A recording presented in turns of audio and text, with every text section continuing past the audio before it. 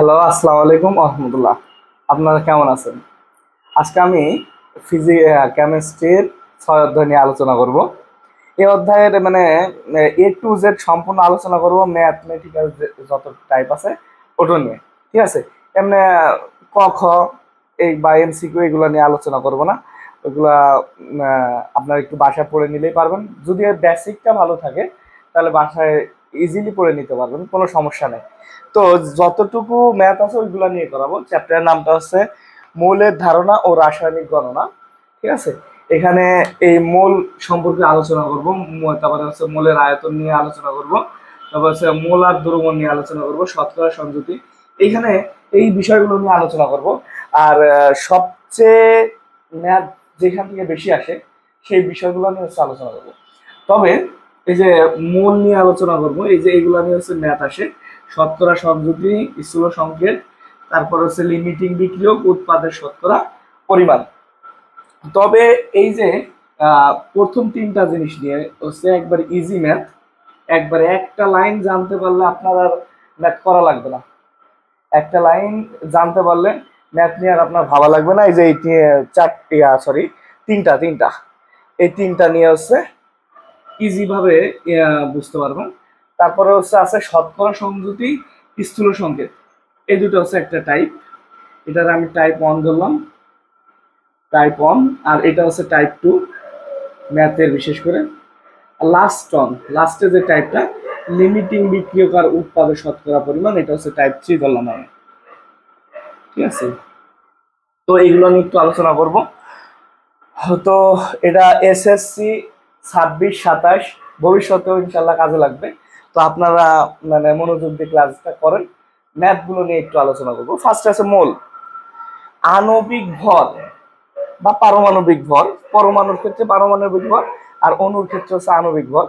আণবিক ভর বা পারমাণবিক ভরকে গ্রামে প্রকাশ করলে যতটুকু পাওয়া যায় তাই সংশ্লিষ্ট পদার্থের মোল।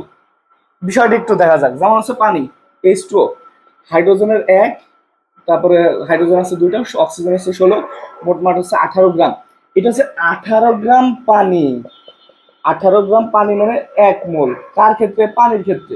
সাপোজ H2SO4, H2SO4 হাইড্রোজেন আছে 2টা, এখানে সালফার হচ্ছে কত? 32, তারপরে 16 গুণন 4, 3 16 48, 4 64, 64 32 2, 98 গ্রাম। এই 98 গ্রাম হচ্ছে সালফিউরিক অ্যাসিড। এই 98 গ্রাম সালফিউরিক অ্যাসিড H2SO4, এইটা সমান হচ্ছে 1 মোল। যার যারটা তার তার কাছে। এখন আসেন পরমাণু নিয়ে কথা বলি। এখন হাইড্রোজেন পরমাণু, হাইড্রোজেন পরমাণু ভর হচ্ছে 1 গ্রাম। 1 গ্রাম হাইড্রোজেন পরমাণু সমান হচ্ছে 1 মোল। এটাও লেখা যায়, যার যারটা তার তার কাছে। বুঝতে পারছেন? তো এইখানে H2SO4 এর 98 গ্রাম সমান 1 মোল, পানির 18 গ্রাম সমান 1 মোল। সাপোজ কার্বন, কার্বন হচ্ছে কত? একটা কার্বন পরমাণু হচ্ছে 12 গ্রাম। তো 12 গ্রাম কার্বন পরমাণু সমান সমান 1 মোল। যার যারটা তার তার কাছে। ঠিক আছে? মেন কথা হচ্ছে গ্রাম এককে প্রকাশ করলে যতটুকু পাওয়া যায় তাই সংশ্লিষ্ট পদার্থের মোল। তো এটা নিয়ে একটু আলোচনা করলাম। তো এটা ডিরেক্ট একটা লাইন লিখে ফেলি আমি, যতটুকু একবারে মানে গ্রাম এককে ভর, গ্রাম এককে আণবিক ভর, আণবিক ভর বা পারমাণবিক ভর, পরমাণুর ক্ষেত্রে পারমাণবিক ভর, পারমাণবিক ভর সমান 1 মোল সমান 6.023 × 10⁻23 এতটি অণু পরমাণু, অণু বা পরমাণু, অণু বা পরমাণু, এটা আমি আসতেছি, এই লাইনটাতে আসতেছি। ঠিক আছে? অণু বা পরমাণু ইকুয়াল টু 22.4 লিটার। এই একটা লাইন দিয়ে আপনি যা মিনিমাম 100 এমসিকিউ করতে পারবেন যদি লাইনটা বুঝে থাকেন। এটা কি 22.4 কি বুঝতে অসুবিধা হচ্ছে নাকি? আমি এক লাইনের কথা বলছি, আচ্ছা এটা এই পাশে লিখি, 22.4 লিটার। এই একটা লাইন দিয়ে যাবতীয় ম্যাথ করতে পারবেন। জাস্ট খালি ঐকিক নিয়মটা জানা লাগবে, কার সাথে কার সম্পর্ক সেটা একটু জানা লাগবে, তাছাড়া কিছু না। একটু খেয়াল করেন, যেমন আমি যদি একটা প্রশ্ন লিখি যে সাপোজ H2SO4, যে 5 গ্রাম H2SO4 এ কতটি পরমাণু আছে, কতটি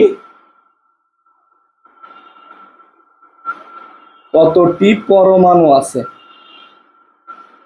পরমাণু আছে। আচ্ছা, এটা আরেকটা করতে পারি, কতটি অণু আছে,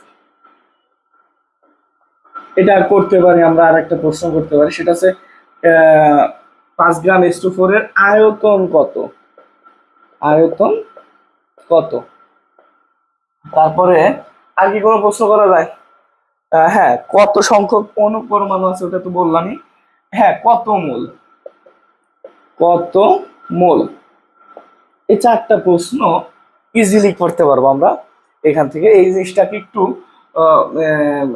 উপরে লিখি, 5 গ্রাম বা 15 গ্রাম একটা হলে হলো 5 গ্রাম H2SO4 এ কতটি পরমাণু আছে, কতটি অণু আছে, আয়তন কত, মোল কত। ঠিক আছে, তো এই যে মোলার আয়তন হ্যাঁ যাবতীয় যত ম্যাথ আছে এখানে সেটা টাইপ 1 এর। এখন আমরা একটু নিয়ে আলোচনা করি, খেয়াল করা যাক। তো সবার আগে H2SO4 আণবিক ভরটা বের করবো। H2SO4 এর আণবিক ভর, এটা হচ্ছে প্রশ্ন। আণবিক ভর, আণবিক ভর কত? হাইড্রোজেন 1 × 2 প্লাস সালফার 32, 16 × 4 ক্যালকুলেশন করলে দেখবেন এটা আসতেছে 98, এতটুকু। ঠিক আছে, আণবিক ভর খেয়াল করেন, এখানে কার সাথে কার সম্পর্ক, কতটুকু কতটি পরমাণু আছে।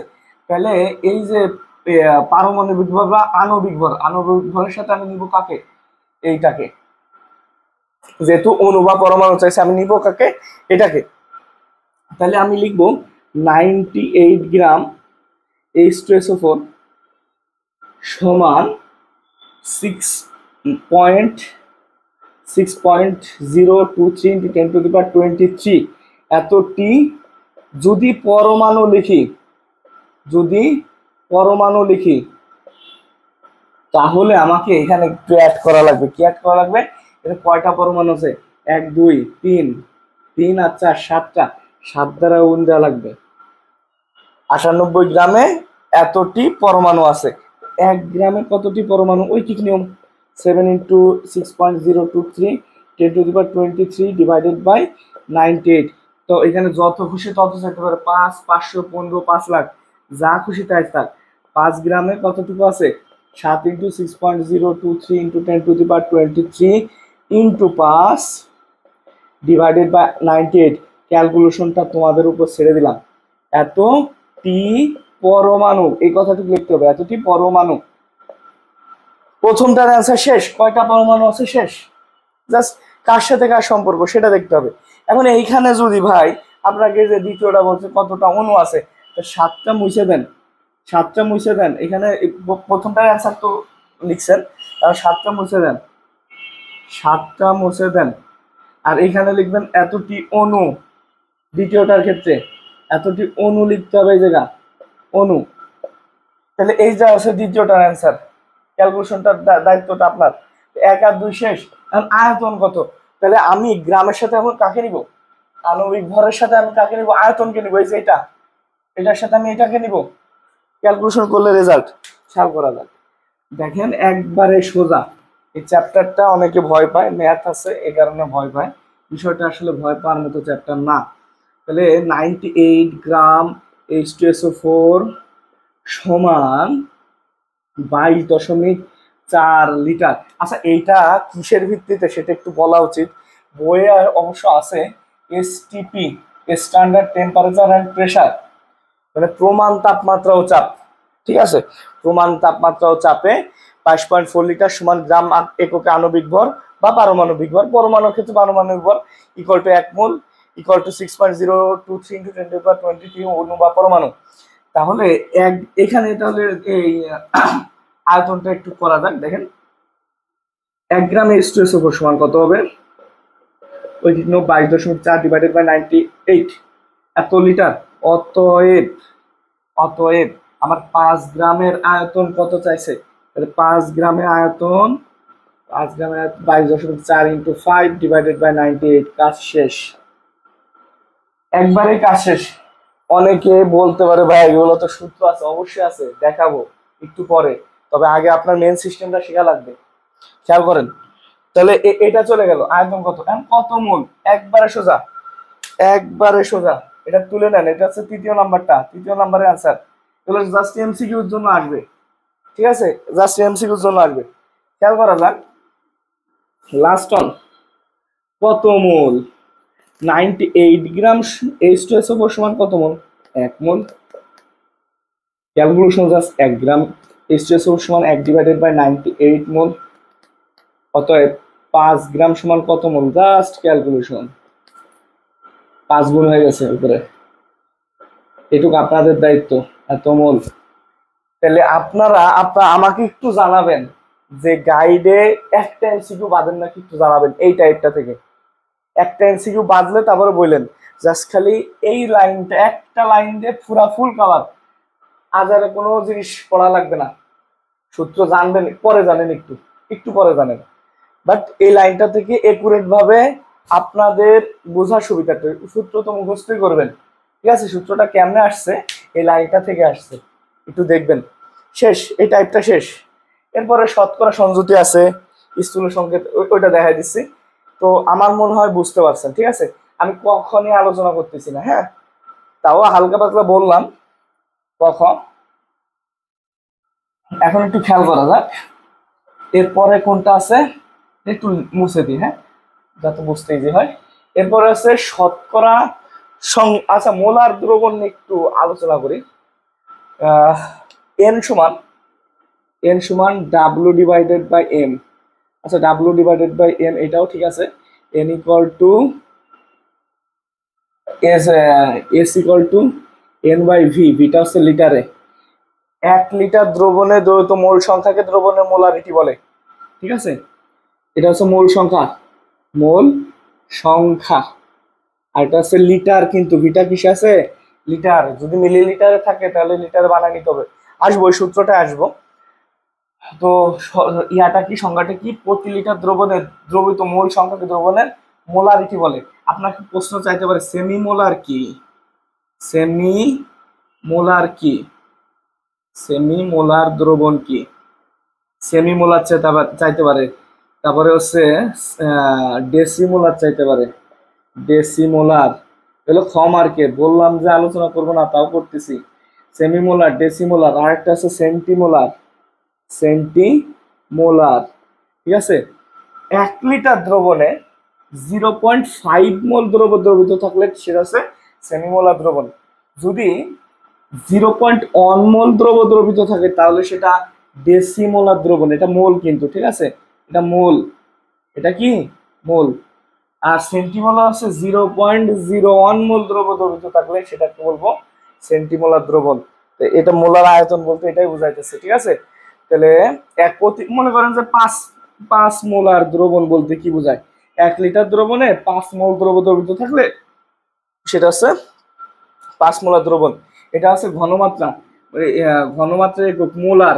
আর একটা সুন্দর একটা একক আছে মোল পার লিটার, এরকম লেখে মোল পার লিটার, বা অনেকে এরকম লেখে মোল পার লিটার, দুটোই রাইট, ঠিক আছে?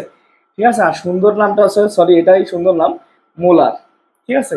বড়তের এম। এটা আবার আণবিক ভর পাইবেন না, ঠিক আছে? এটাকে আণবিক ভর বাজানো না, একক হিসেবে লিখলে সেটাকে বলবো মোলার। মোলার, মোলার এখানে লিখে দিই মোলার, ঠিক আছে? তো এগুলো নিয়ে আলোচনা করব। এটা আগে দেখা যাক শতকরা সংযুতি স্থূল সংকেত, এই জিনিসটা নিয়ে একটু আলোচনা করা যাক। এগুলো একটু পড়ার জন্য একটু বইটা পড়বেন, গাইডটা তো অবশ্যই আছে, গাইডটা একটু পড়লে ইজিলি পারবেন আমার মনে হয়, একবারে ইজি ভাবে পারবেন। এরপর আছেন শতকরা সংযুতি। আমি একটা নিই, যৌগ নিই, যে কোনো একটা যৌগ, সাপোজ C6H12O6, শতকরা সংযুতি মানে 100 গ্রামের মধ্যে কতটুকু আছে সেটাই হচ্ছে শতকরা সংযুতি। 100 গ্রামের মধ্যে কতটুকু আছে সেটাই হচ্ছে শতকরা সংযুতি। তো এখানে একটু দেখা যাক শতকরা সংযুতির সূত্রটাও আমি লিখে দিব, সমস্যা নাই। তো মনে করেন এর শতকরা সংযুতি নির্ণয় করো, শতকরা সংযুতি নির্ণয় করো, একবারে সিম্পল। একটু খেয়াল করা যাক অ্যান্সার। তো সবার আগে আণবিক ভরটা বের করতে হবে আমার, C6H12O6, এটা আণবিক ভরটা। কার্বন হচ্ছে 12 × 6 প্লাস 1 × 12 প্লাস 16 × 6, ক্যালকুলেশন করলে 180 গ্রাম আসে। একটু করে নেবেন, 180 গ্রাম আসে। আর একটা কথা মনে রাখতে হবে, শতকরা সংযুতি কিন্তু যৌগে হয় না, যৌগে বিদ্যমান পরমাণু সমূহের হয়। এখানে কার্বন আছে, হাইড্রোজেন আর অক্সিজেন আছে, কার্বন হাইড্রোজেন আর অক্সিজেনের শতকরা সংযুতি হবে, পুরাটার কিন্তু হয় না। পুরাটা মিলে তো 100%ই, বুঝতে পারছেন? তো পুরাটা শতকরা সংযুতি হয় না। তাহলে শতকরা সংযুতি কাদের হয়? যৌগ বিদ্যমান পরমাণু সমূহের হয়। তাহলে ফার্স্ট আছে সি এর শতকরা সংযুতি, সি এর শতকরা সংযুতি, সি এর শতকরা সংযুতি সুন্দরভাবে লিখবেন। এই সি মানে পুরা যৌগের আণবিক ভর নিচে থাকবে, সি পরমাণুর ভর, কার্বন পরমাণুর ভর ইন্টু কার্বনের সংখ্যা ইন্টু 100, এটা ক্যালকুলেশন করলে এখানে যেটা পাবেন সেটা হচ্ছে সি এর শতকরা সংযুতি, একবারে সিম্পল। তারপরে হচ্ছে হাইড্রোজেনের শতকরা সংযুতি, হাইড্রোজেনের এইচ এর শতকরা সংযুতি, হাইড্রোজেনের শতকরা সংযুতি কত? হাইড্রোজেনে একটা পরমাণুর ভর 1, হাইড্রোজেন আছে 12টা, ইন্টু 100 ডিভাইডেড বাই 180, এটা ক্যালকুলেশন করবেন, ক্যালকুলেশন করলে পাবেন। আমি করে দিচ্ছি একটু আগে। তো অক্সিজেন এর শতকরা সংযুতি, অক্সিজেন কয়টা আছে? অক্সিজেন হচ্ছে আছে, সরি অক্সিজেনের ভরটা আগে লিখেন, 16 গুণন অক্সিজেন আছে 6টা কিন্তু 100 ডিভাইডেড বাই 180, এটাই শতকরা সংযুতি, তাছাড়া আর কিছু না। তাহলে শতকরা সংযুতির সূত্রটা কি? শতকরা সংযুতি সমান, শতকরা সংযুতি সমান পরমাণুর ভর ইন্টু পরমাণুর সংখ্যা ইন্টু 100 ডিভাইডেড বাই 100, মানে আণবিক ভর, ওই যৌগের ভর এভাবে লিখে দিই, যৌগের আণবিক ভর, ঠিক আছে? এটা হচ্ছে শতকরা সংযুতি নির্ণয়ের সূত্র, একবারে সিম্পল। জাস্ট খালি বসাবেন আর ম্যাথটা করবেন। এরকম হাজার হাজার ম্যাথ আছে, গাইড একটু দেখবেন, ঠিক আছে? এইটার মানে ক্যালকুলেশনটা একটু করা যাক, দেখা যাক কত আসে।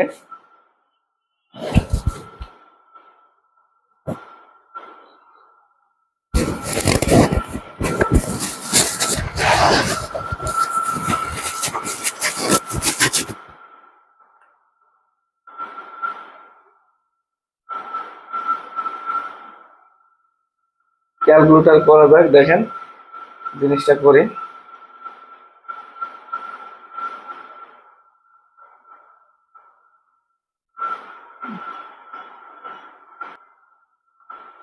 তো সি এর শতকরা পরিমাণ আসে 40%, হাইড্রোজেনেরটা আসে 6.6%, আর অক্সিজেনেরটা 53.33%। তো এটা হচ্ছে শতকরা সংযুতি। আর শতকরা সংযুতির উল্টাটাই হচ্ছে স্থূল আর আণবিক সংকেত। আসতেছি বিষয়টা কিভাবে উল্টা একটু বুঝাই দিব। আণবিক সংকেত বিষয়টা বললে আরো এভাবে বললে ভালো হয়।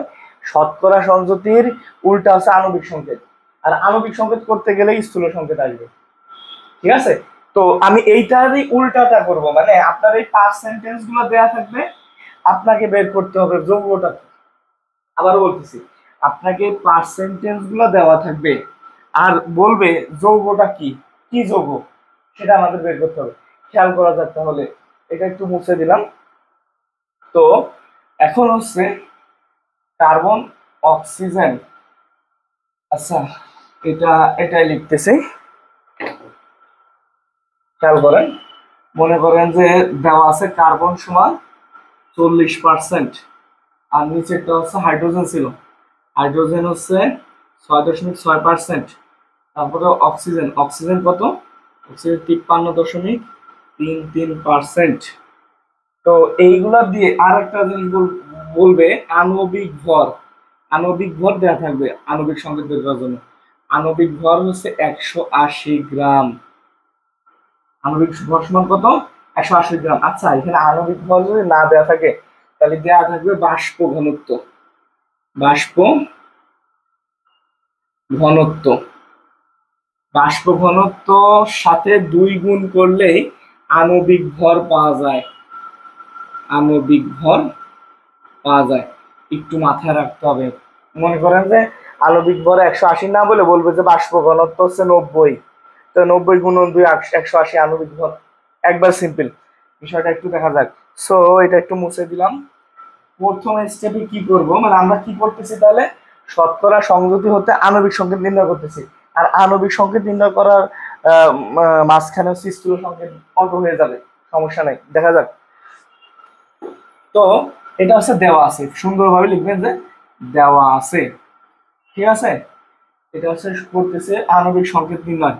আণবিক সংকেত নির্ণয়, আণবিক সংকেত নির্ণয়, ঠিক আছে। খেয়াল করা যাক প্রথম স্টেপটা কি। স্টেপ 1 হচ্ছে কি করতে হবে, খেয়াল করা যাক। উপরোক্ত মৌলগুলোকে, উপরোক্ত মৌলগুলোকে গুলোকে তাদের তাদের স্ব স্ব তাদের স্ব স্ব পারমাণবিক ভর দ্বারা ভাগ করে, পারমাণবিক ভর দ্বারা ভাগ করে, এটা হচ্ছে স্টেপ 1 লাইন। তাহলে কার্বনেরটা কত? 40 ডিভাইডেড বাই কার্বন 12,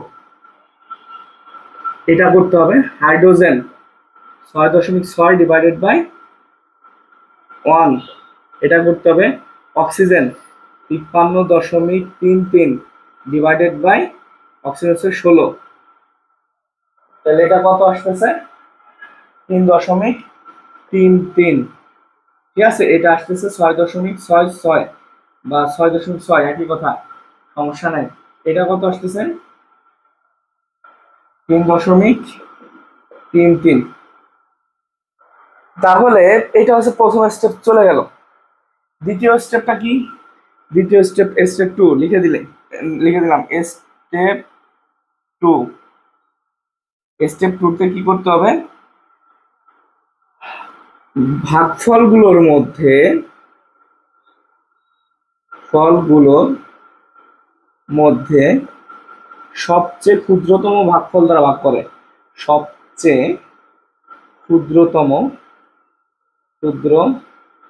ভাগফল দ্বারা ভাগ করে, ভাগফল দ্বারা ভাগ করে, সবচেয়ে ক্ষুদ্রতম ভাগফল দ্বারা ভাগ করে।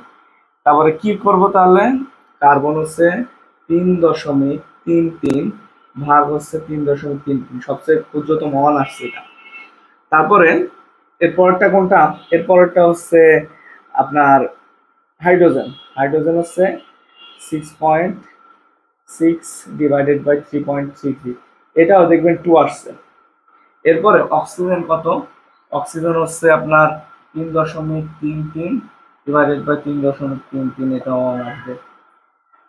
এই যে ভাগফলগুলো করে যে মানটা পাইছি, এটা হচ্ছে পরমাণু সময়ের অনুপাত, আর যেটাই নির্দেশ করা হচ্ছে স্থূল সংকেত। এখানে তাহলে আমি একটু লিখে পারি যে স্থূল সংকেত, স্থূল সংকেত, সংকেত, স্থূল সংকেত কি হবে? স্থূল সংকেত হবে, দেখেন সি একটা আছে, CH2O, CH2O, এটা হচ্ছে স্থূল সংকেত। তো স্থূল সংকেত আর আণবিক সংকেতের মধ্যে পার্থক্য একটা মিনিট পরে বলি, একটু খেয়াল করেন। তো আণবিক সংকেত বের করি আগে, মনে করি আণবিক সংকেত, আণবিক সংকেত মনে করি আণবিক সংকেত হচ্ছে CH2ON, এটা হচ্ছে আণবিক সংকেত ধরে নিলাম। তাহলে প্রশ্ন মতে CH2ON ইকুয়াল টু হচ্ছে 180 আসবে। তো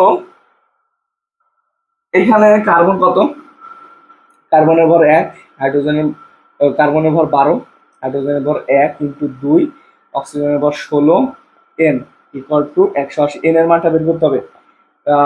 16 আর 12 যোগ করলে হয় 18, 28, 30 হয়, 30 N, তাহলে N সমান হবে 6। ক্যালকুলেশন করে দেখেন N সমান 6। এইটুকু হচ্ছে কত, এতটুকু হচ্ছে 30 N সমান 180, N সমান 180/30, 6।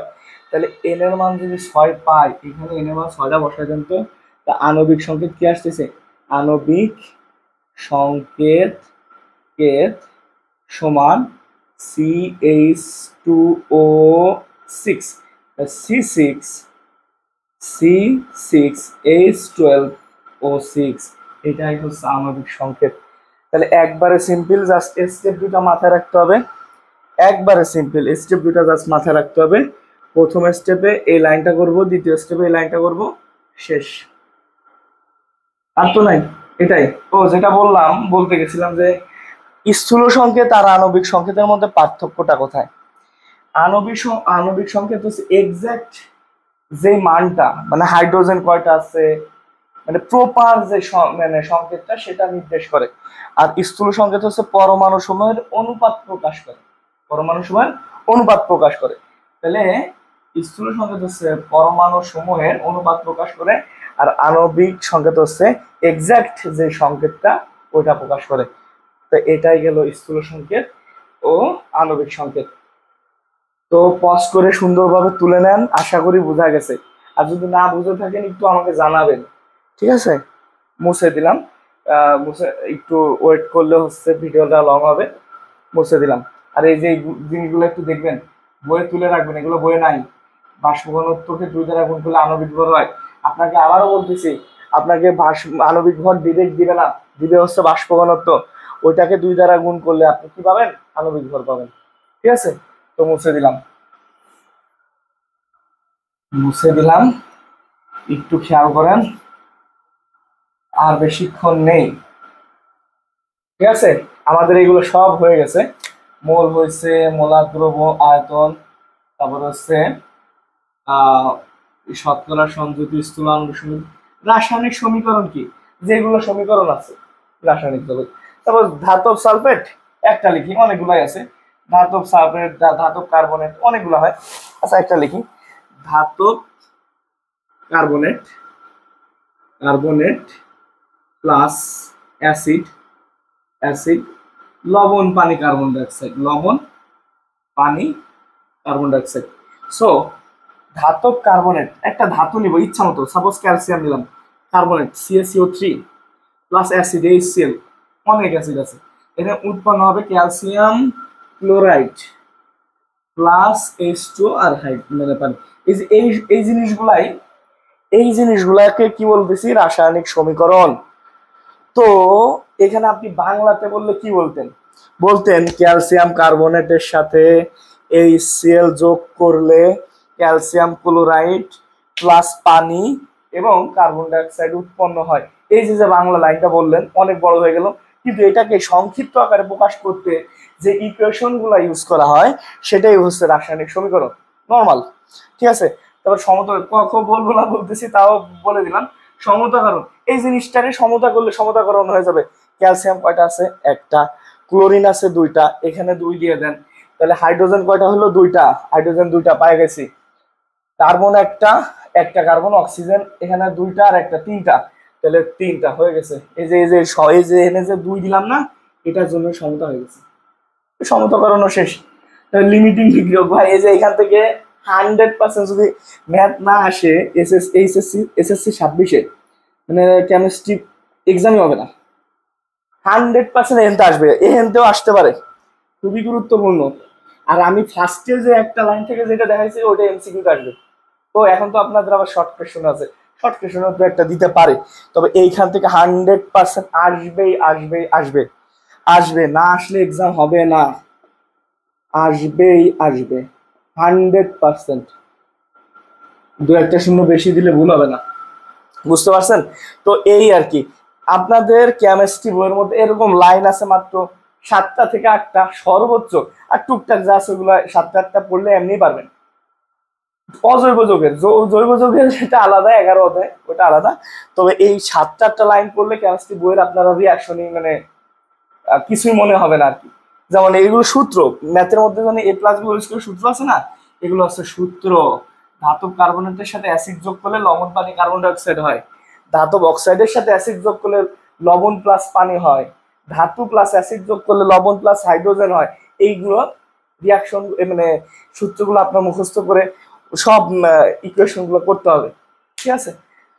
তো দেখি আমি সময় পাইলে ইকুয়েশন মানে বিক্রিয়া রিয়েক্টে ক্লাস নিব, সর্বোচ্চ আধা ঘন্টা লাগবে, সর্বোচ্চ আধা ঘন্টা। যাই হোক, এটা একটু করবেন, মুছে দিলাম। তো এখন আছে লিমিটিং বিক্রিয়ক। লিমিটিং বিক্রিয়কের সংজ্ঞাটা হচ্ছে এক বা একাধিক বিক্রিয়ার মধ্যে যেই বিক্রিয়কটা আগে শেষ হয়ে যাবে, নিঃশেষ হয়ে যাবে, সেটাই হচ্ছে লিমিটিং বিক্রিয়ক, ঠিক আছে? সো এই লিমিটিং বিক্রিয়কের একটা ম্যাথ আমি এখনই করে দেখা দিব, এরপরে উৎপাদের শতকরা পরিমাণ দেখা দিব। আর কেলাস পানি শতকরা সংযুতি, কেলাস পানি মানে কেলাস, কেলাস কথাটা মানে কি, মানে নির্দিষ্ট একটা পানি থাকবে।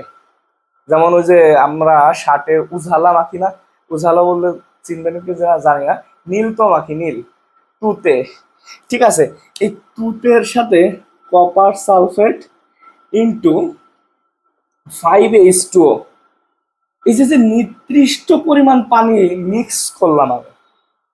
এখন মনে করেন যে একটা অল্প একটু নীলের মধ্যে আমি 1 বালতি পানি ঢেলে দিলাম, তাহলে ওইটা কি নির্দিষ্ট পরিমাণ হবে? ওইটাতে শার্টে ওই নীলটা দিলে কি ভালোভাবে মাখবে? বা নীল দিলাম 2 বালতি, পানি দিলাম 1 ফুট, তাহলে কি হবে? হবে না। তো নির্দিষ্ট পরিমাণ একটা পানি দেওয়া লাগবে আপনার, এই নির্দিষ্ট মানে 5 অণু পানি, ঠিক আছে?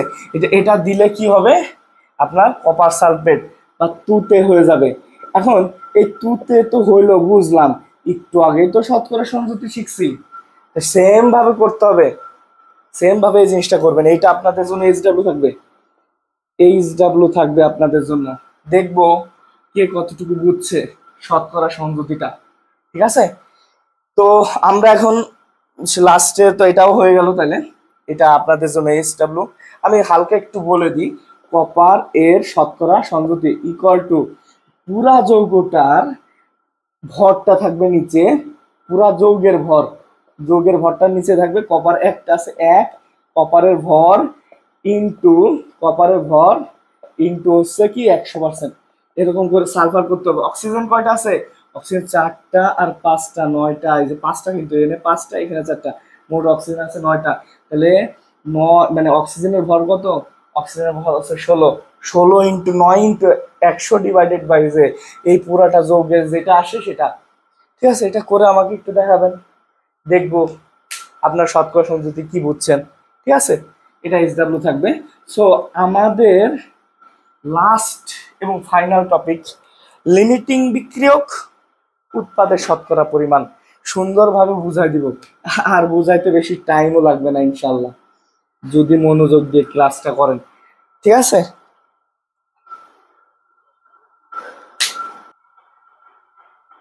তো দেখা যাক, এই যে উৎপাদের শতকরা পরিমাণটা এখন একটু দেখা যাক, এর পরেরটাই আমরা দেখবো লিমিটিং বিক্রিয়ক ফাইনালটা, ঠিক আছে? এটা খুবই সিম্পল, একটু খেয়াল করা যাক। 2 গ্রাম ম্যাগনেসিয়াম ধাতু প্রয়োজনীয় পরিমাণ অক্সিজেনের সাথে বিক্রিয়া করে 3.25 গ্রাম ম্যাগনেসিয়াম অক্সাইড উৎপন্ন করে। আচ্ছা ভাই, বিক্রিয়াটা আগে একটু করে নিই। প্রশ্ন বলছে উৎপাদের শতকরা পরিমাণ নির্ণয় করো। ম্যাগনেসিয়াম অক্সাইড, ম্যাগনেসিয়াম প্রয়োজনীয় পরিমাণ অক্সিজেনের সাথে বিক্রিয়া করে MgO উৎপন্ন করে। এই বিক্রিয়াটা কিন্তু ঠিক আছে। এখন এই বিক্রিয়া যদি সমতা না করেন, ডাইরেক্ট জিরো, ম্যাথ মিলবে না। 100% সমতা করে ম্যাথ করতে হবে, ঠিক আছে।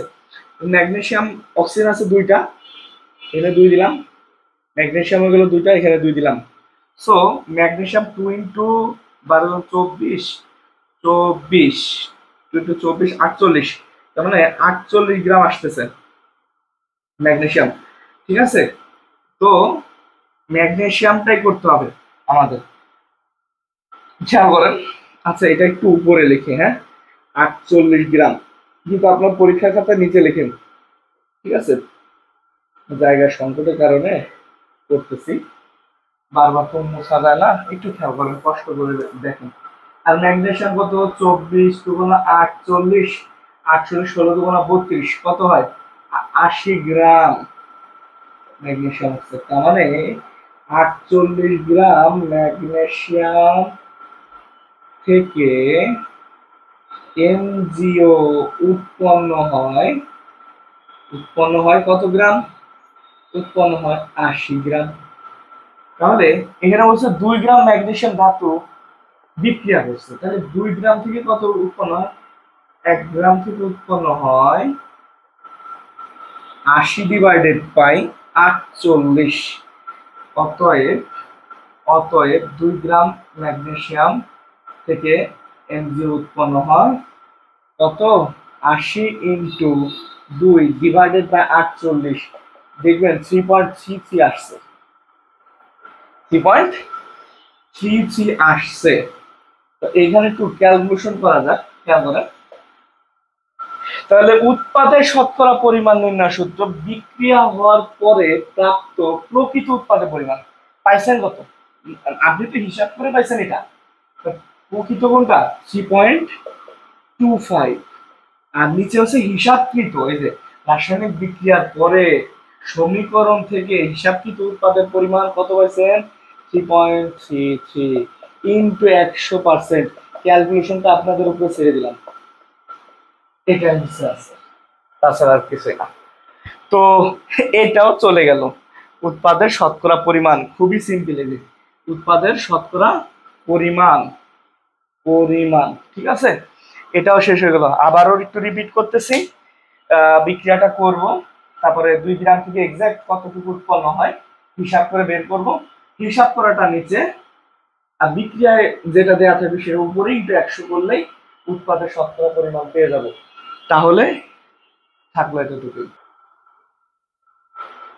তো এই পর্যন্ত তো এটা গেল উৎপাদের শতকরা পরিমাণ। এখন হচ্ছে আমরা এইটা নিয়ে একটু আলোচনা করব, লাস্ট এন্ড ফাইনাল টপিক, এবং যেটা মানে আসবে বলা যায়, লিমিটিং বিক্রিয়ক নির্ণয় করো। লিমিটিং বিক্রিয়ক না বলে বলতে পারে দ্রবণের প্রকৃতি বিশ্লেষণ করো, ঠিক আছে। দ্রবণটা অ্যাসিডীয় না ক্ষারীয়, এই টাইপের কিছু প্রশ্ন থাকতে পারে। এটা হচ্ছে দ্রবণের প্রকৃতি বিশ্লেষণ করো। Okay fine. একটা জিনিস খেয়াল করেন, কি কি দেওয়া আছে। এ পাত্রের 0.75 এম মোলার, এটা হচ্ছে ঘনমাত্রা, ঠিক আছে। আর 250 মিলিলিটার, এটা হচ্ছে কি আয়তন দেওয়া আছে H2SO4 এর, ঠিক আছে। এখান থেকে হচ্ছে আমরা ডাব্লুর পরিমাণটা সবার আগে বের করবো, সবচেয়ে বড় ম্যাথটাই নিয়েছি। খেয়াল করেন অ্যান্সারটা এখান থেকে স্টার্ট হইতেছে, ঠিক আছে। তো এ পাত্রের ক্ষেত্রে, এ পাত্রের ক্ষেত্রে এ পাত্রের ক্ষেত্রে কি কি দেওয়া আছে ভাই, একটু লিখে বলি। এস সমান দেওয়া আছে 0.75 এম, তারপরে দেওয়া আছে ভি সমান দেওয়া আছে 250 মিলিলিটার, তারপরে এম আণবিক ভরটা একটু কষ্ট করে বের করতে হবে। H2SO4, H2SO4 হাইড্রোজেন 1 × 2, আর সালফার কত, সালফার হচ্ছে 32 প্লাস 16 × 4, এটা একসাথে মানে আপনি একটু ক্যালকুলেশন করবেন, পাশে লিখলে কিন্তু সাদা কাইতে নেবেন, 98 গ্রাম হবে, আপনি একটু করে নেবেন এটা, হ্যাঁ এটা আপনার উপর দায়িত্ব ছেড়ে দিলাম।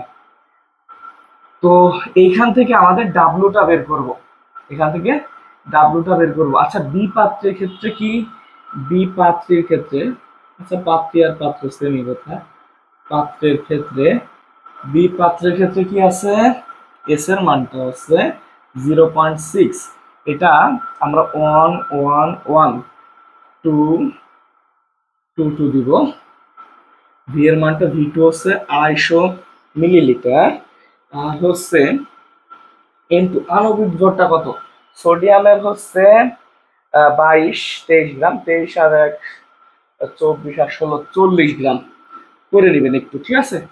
আপনারা একটু করে নেবেন, একটু পাশে করে দিবেন, আমরা খোকা মানুষ তো একটু করে দিই। H2SO4, হাইড্রোজেনে 1 ইন্টু 2, সালফার কত 32, 32 প্লাস 16 গুণন 4, এটা হচ্ছে 98 গ্রাম।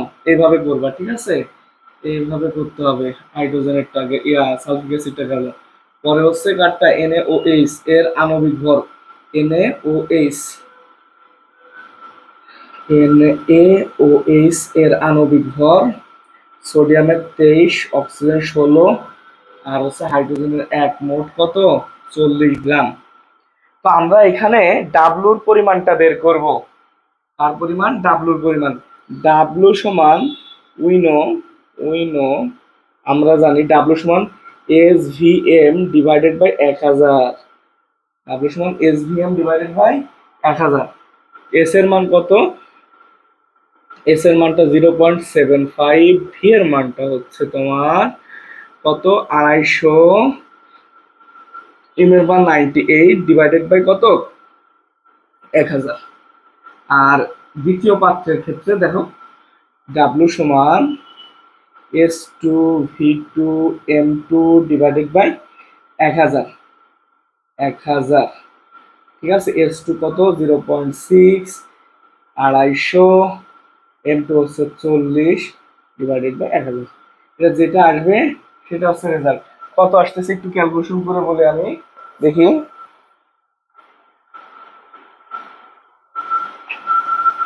এটা ক্যালকুলেশন করে বলি তোমাদের, ঠিক আছে? দেখা যাক কত আসে। 0.75 ইন্টু 250 ইন্টু 98 ভাগ হচ্ছে 1000, 18.375। আর এইটা আসতেছে কত একটু দেখা যাক, 0.6 ইন্টু 250 ইন্টু 40 ভাগ হচ্ছে 1000, 6 আসে, 6 গ্রাম, ঠিক আছে? তো এইগুলো নিয়ে আসলে কম্পেয়ারটা করা লাগবে, একটু খেয়াল করা যাক। এইগুলা নিয়ে আসলে কম্পেয়ারটা করা লাগবে। তো সবার আগে বিক্রিয়াটা আমরা একটু লিখি, বিক্রিয়াটা আমরা একটু লিখি।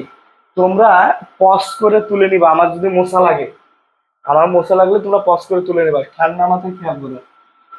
এ আর বি মিক্স করছি, তাহলে মিক্স করেন H2SO4 প্লাস কত NaOH, NaOH মিক্স করলে কি হবে, অ্যাসিড প্লাস ক্ষার লবণ পানি, sodium sulphate NaSO4, Na2SO4 plus, আর হ্যাঁ লবণ প্লাস পানি H2O, সমতা 100% করতে হবে। সমতায় সোডিয়াম এখানে 2টা আছে, এখানে 2 দিয়ে দেন, হাইড্রোজেন আছে 2টা, অক্সিজেন আছে 2, আর হচ্ছে 4, আর হচ্ছে 2, 6টা আছে অক্সিজেন, 6টা আছে অক্সিজেন, স্বপ্ন অক্সিজেন 4টা, 6টা, হাইড্রোজেন 2টা, 2টা, 4টা, এই যে ঠিক আছে। এবার সমতা ঠিক আছে, এখানে 2 দিতে হবে, এখানে 2 দিতে হবে। আমার মনে হয় না আর কোনো সমস্যা আছে। সালফেট, হ্যাঁ ঠিক আছে, সবটা ঠিক আছে। এইটা সমতা করে পাচ্ছি।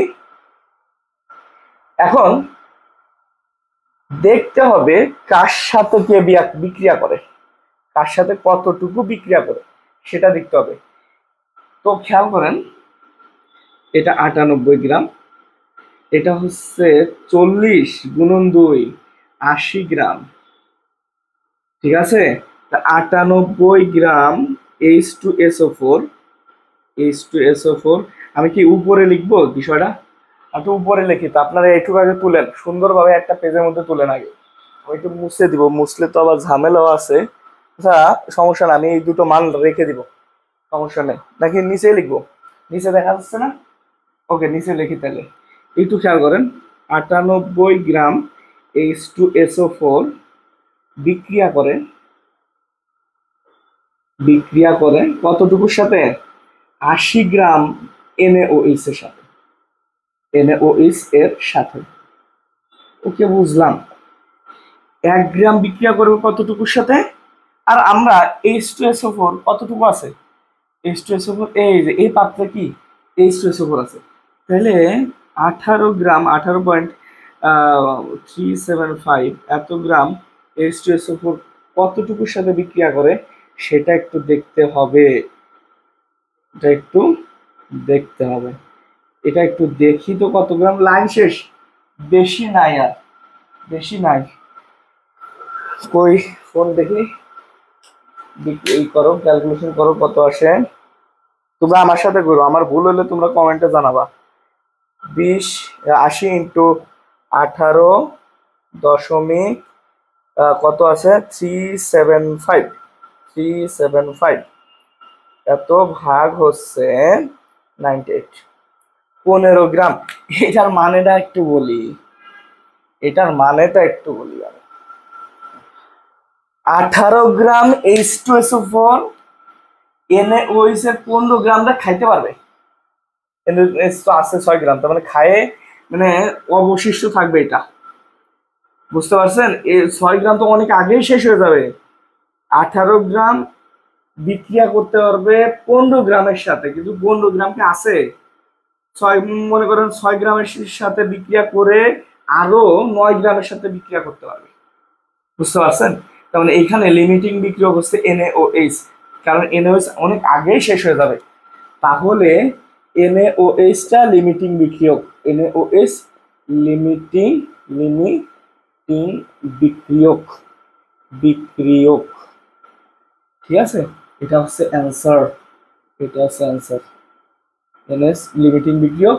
আর NaOH লিমিটিং বিক্রিয়ক এখানে বলছে দ্রবণের প্রকৃতি কি, আচ্ছা লিমিটিং বিক্রিয়ক মানে কি, এটা শেষ হয়ে গেছে, এটা কি শেষ হয়ে গেছে, তা আছে কে, আছে হচ্ছে H2SO4। দ্রবণের প্রকৃতি হবে অ্যাসিডীয়, দ্রবণের প্রকৃতি কি, দ্রবণের প্রকৃতি, প্রকৃতি অ্যাসিডীয়। আচ্ছা, অনেকে না এটার উল্টাও করতে পারে। 18 এটা আমি একটু আরেকটা সিস্টেম একটু বলি, 1 মিনিটে একটু ধৈর্য ধরেন, আরেকটা সিস্টেম বলি। আমি একটু মুছে দিলাম, আমি এখন H2SO4 এটাকে ডান সাইডে রাখতে চাই, তাহলে এইভাবে করতে পারবো না। এই 18 গ্রাম NaOH বিক্রিয়া করবে কতটুকুর সাথে, NaOH বিক্রিয়া করবে, বিক্রিয়া করে, বিক্রিয়া করে 98 গ্রাম H2SO4 এর সাথে, ঠিক আছে?